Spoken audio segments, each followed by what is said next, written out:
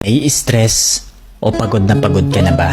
Gusto ko lang ipaalala sa'yo na kahit gaano ka ka-stress ngayon, wag na wag kang sumuko sa mga pangarap mo. Kailangan mong tandaan parati na magtiwala ka sa progress na nangyayari sa buhay mo. Kahit alam ko na minsan sobrang hirap at sobrang nakakapagod na din talaga. Magtiwala ka sa kakayahan mo. Ang dami mo nang nalagpasan na mga malalaking problema dati. Ngayon ka pa ba susuko?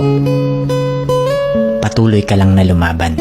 Yung pakiramdam mo ngayon na nahuhuli ka na sa buhay, siguro dahil nakikita mo yung mga kakilala mo o yung mga kaibigan mo pakonti-konti may na-achieve na sila. Parati mong tandaan na lahat tayo ay may kanya-kanyang timeline sa buhay. Hindi ka nahuhuli at hindi ka rin naman nauuna.